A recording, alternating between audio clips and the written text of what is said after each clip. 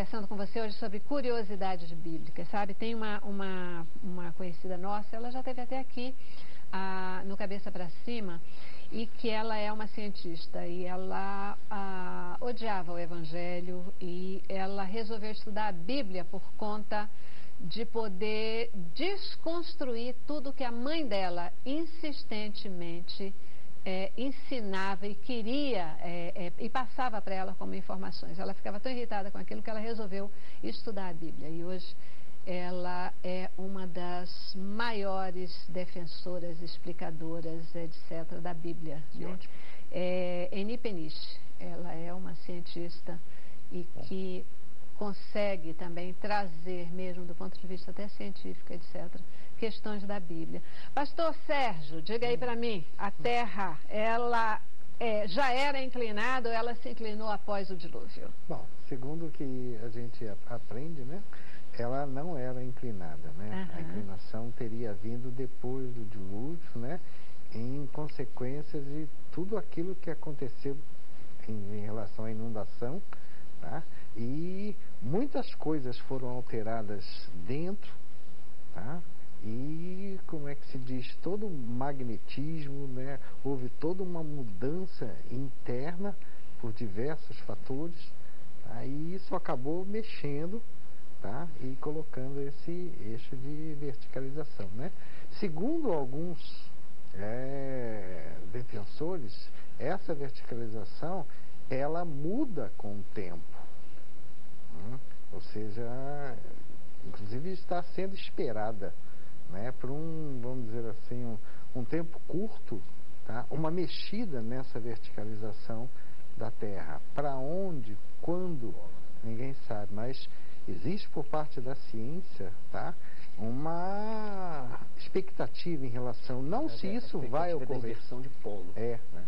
Não da verticalização, inversão do polo. Não, mas pelo menos pelo que eu vi, magnetismo. Exatamente, mas nisso vai mexer na verticalização também. Eles estão associando os dois. Se vai ou não vai, aí... Uma nova mudança da posição da Terra, né? Uma nova mudança. Esse aspecto é bom a gente ver qual é a fonte científica em que as coisas são ditas. Porque eu, às vezes, observo em programas alguma coisa, alguém dizer, a Terra tem 6 bilhões de anos. Ou então, houve um Fiat inicial, e não sei o que, não sei o que. Eu fico me perguntando, de onde é que esse cara tirou isso? A ciência não pôde comprovar nada disso. Nós não temos comprovação disso. Isso é teoria pura. Mas, às vezes, a mentira dita muitas vezes começa a se tornar verdade, pelo menos na cabeça das pessoas. Então a pessoa começa a dizer, né, esse esqueleto tem 6 milhões de anos. Já se perguntaram por que a pessoa diz isso? Por que ele falou isso? Ah, não, porque eu fiz o teste do carbono 14. O teste do carbono 14 tem se tornado impossível. Ele é errado. Ele não consegue comprovar a datação. Pode ser feito em laboratório. De forma nenhuma. Porque ele parte de uma radioatividade que teria na atmosfera há 6 bilhões de anos atrás, que ninguém consegue comprovar que era ela mesma. Ah, não, é a mesma de hoje. Será que é a mesma de hoje? Então, eu volto à questão de que a Bíblia é de absolutos e nós só podemos dizer alguma coisa se nós tivermos uma verdadeira ciência por trás daquilo que a gente afirma. Senão é tudo axiologia. Eu acho conveniente para a minha pesquisa, ou para a minha teoria, ou para aquilo que eu quero dizer. É exatamente isso que você está falando. Tem muitas coisas que estão sendo ditas e colocadas como sendo ciência e ensinada às vezes nas escolas, principalmente para as crianças, que na verdade nada daquilo ali foi provado. São teorias que foram criadas, tá, para combater a Bíblia, combater a palavra de Deus, e infelizmente isso está sendo passado como se fosse ciência absoluta. E isso não é. Então cabe a nós, né, ou seja, mostrar, olha, até aqui está comprovado, a partir daqui ainda não. Pois é. Mesmo a favor da própria Bíblia, existe um mito de que a NASA, nos seus computadores, comprovou o dia perdido de Josué. Mas ninguém mostrou os dados do computador da NASA, bem como, cientificamente, é impossível se comprovar a parte do dia, porque não seria todo, a parte do dia perdido. Nós cremos que isso aconteceu, porque cremos na Bíblia, como um livro de absoluto. Mas para eu poder comprovar um dia perdido na história da humanidade, eu tinha que ter um ponto fixo antes. Quer dizer que a ciência tem que estar comprovada. Eu não tenho. Tem um negócio interessante aqui na Bíblia, que é o seguinte, e isso é uma curiosidade muito interessante, que a maioria dos pastores, até eu mesmo há pouco tempo atrás, não havia percebido isso aqui. Olha que texto interessante. Gênesis 1:6. E Deus disse, haja uma expansão no meio das águas e haja separação entre águas e águas. E fez Deus a expansão e fez separação entre águas e águas que estavam debaixo da expansão. E estavam sobre a expansão. E chamou Deus a expansão de céu. Eu tinha água embaixo da expansão, debaixo do céu, e tinha água em cima do céu. Isso significa que o globo terrestre, em volta dele, tinha água. E água lá em cima é gelo. Não fica água, não fica líquido. É gelo. Esse gelo protegia contra os raios ultravioletas e outros raios nocivos do sol. Por isso o ser humano vivia muito mais. O oxigênio, a oxigenação era muito maior. Então havia na Terra uma oxigenação maravilhosa. Tudo precisava para se comer, estava ali dentro. Você me perguntou se era vegetariano. Não. Todo mundo era vegetariano. Não tem na Bíblia dizendo que os homens comiam animais. E nem os animais comiam animais. Por que os dinossauros não matavam os outros animais se eles eram carnívoros? Por que eles viviam entre os homens? Porque eram todos vegetarianos.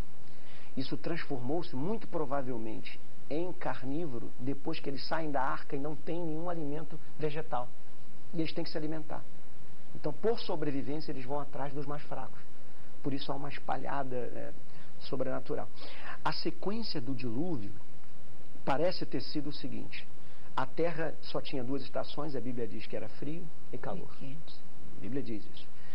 Provavelmente, algum meteoro congelado, que existem vários por aí, que viajam a quilômetros e quilômetros por hora, e eles são congelados a menos de 300 graus Celsius, atingiu a Terra, criando nela aquele efeito do peão que a gente conhece, né? E é esse efeito aqui que eles chamam de wobbles, não, o spinning top, né? É um efeito de peão. Você bate no peão. É possível puxar aqui, Marcos? Tá fazendo. E aí a Terra foi chocada, a Terra começou a balançar. Como é que a ciência comprovou isso? Por causa daquelas rochas Stonehenge. Porque quando eles criaram isso aqui para medir a posição do Sol, ela tinha uma medida. E aí quando você vai lá, que os aborígenes ali, ali no México, que eles também criaram um sistema de medição do Sol, eles olharam o Sol de outra forma.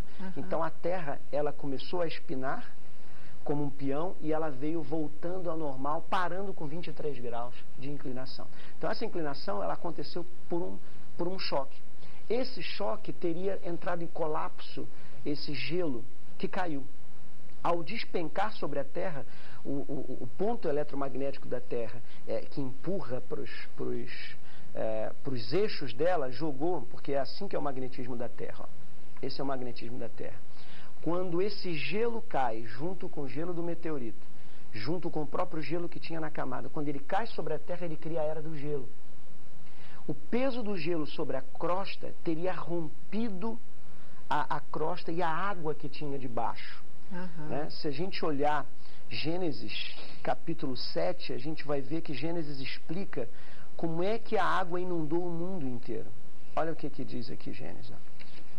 No ano 600 da vida de Noé, no mês segundo, aos 17 dias do mês, naquele mesmo dia se romperam todas as fontes do abismo. A água do dilúvio não veio de cima, não tinha chuva, não tinha nuvem. A água veio de baixo. Romperam-se as fontes do abismo e as janelas do céu se abriram. Por que a janela do céu se abriu? Porque quando a água sai, ela sai a uma velocidade supersônica. E ao sair, depois isso volta. Então, essa teoria não sou eu que fiz, obviamente, eu não sou cientista. Esse é o Dr. Walter Brown, que é formado no MIT e ele é um dos coordenadores do Centro de Ciência da NASA. E ele montou essa teoria do hydroplates. Então, o que são as hidroplacas? Todos os continentes ainda continuam ligados. Mas na hora que se rompeu essas placas, o que aconteceu? Algumas placas se soltam e aí elas começam a se chocar. Por causa desse choque, você criou na atmosfera aqueles Alpes que existem. É como se você empurrasse um tapete na parede. Você cria uma montanha aqui, mas aqui você cria também um oceano. Isso em pouco tempo e não em bilhões de anos. Isso em pouco tempo e não em bilhões de anos. Ou seja, o dilúvio mudou a Terra, provando que a Terra é nova e não é antiga. E essa mudança provocou todas as mudanças que hoje a gente vê no planeta e que o evolucionismo tenta esconder, porque se ele esconder o dilúvio, ele esconde a Bíblia. E é isso daí que faz com que o tempo seja encurtado em relação ao tempo deles, né? Aí a gente cai nos 6.000 e poucos anos de explicação. Uma das maiores provas da juventude de toda essa criação, quando o homem foi à Lua, eles acharam que ele ia afundar na quantidade de pó que teria lá se fosse muito tempo. Mas a Lua é jovem. Por isso que o homem andou pela Lua. Você quer ver como é que foram formadas as camadas? Mostra aqui assim, ó. Depois do dilúvio, quando aconteceu o dilúvio, a água começou a voltar para o lugar dela, porque ela se rompeu e depois ela volta para o lugar. E ainda tem o degelo daquele gelo que caiu. Por isso é que foi aumentando. E à medida em que o dilúvio ele foi universal, então os animais foram morrendo e eles foram sendo sedimentados. A terra foi sendo sepultando esses animais. Como é que hoje é encontrado isso? É encontrado, primeiro, aqui embaixo, aqueles que já viviam na vida subaquática. Depois acham os dinossauros e os mamutes, os mais pesados, os bichos mais pesados. Por que os mais pesados caíram? Porque eles desceram com a água. Depois eles vão encontrando os mais inteligentes e ágeis, porque conseguia fugir para as montanhas, e aqueles que são mais inteligentes, que são os homens e os demais. E depois, por último, as aves, porque conseguiam ficar voando enquanto todo mundo morria. Depois eles encontram as aves. Essas camadas e os fósseis é uma prova de que houve um dilúvio, não uma prova de que houve bilhões e bilhões e bilhões e bilhões de anos. Porque senão, se fosse evolucionismo, as aves teriam que ter vindo dos homens, os homens teriam que ter vindo dos dinossauros maiores, os dinossauros maiores dos menores, e os menores dos crustáceos, os crustáceos da pedra. Por isso é que há o evolucionismo, porque eles avaliam errado a questão do dilúvio. Gente, é isso. É muito bacana, né? Quando a gente começa a entender e confrontar mesmo. E eu digo confrontar porque é bacana a gente poder confrontar a Bíblia com a história, com a ciência e a gente poder provar que, mais uma vez, a Bíblia tem razão, né? Que o que está na Bíblia é fato. Nós cremos pela fé, mas a nossa fé, ela se justifica também, né? Não que ela precise ser provada, mas a gente poder ver. E fundamental a gente falar sobre isso, para poder garantir o enfrentamento aí do que é colocado, da ciência que vem para explicar e pseudo-explicar, não é? Porque não é para explicar, é para desconstruir o que está na Bíblia. Chama atenção aí para os nossos jovens, que muitas vezes ao entrarem na universidade, ao começarem a ter, né, uma confrontação com o saber, começam a dizer, o Evangelho não tem nada a ver, a Bíblia não tem nada a ver, porque a ciência, ela vem para mostrar como é que todas as coisas acontecem. Por isso que a gente está falando aqui sobre curiosidades bíblicas. O tempo está correndo, eu tenho que ir para o intervalo, eu vou, mas eu ainda quero entender qual é a relação do dilúvio com o milênio, tá? Como é que pode, qual é essa inter-relação, o que uma coisa tem a ver com a outra. Vamos lá.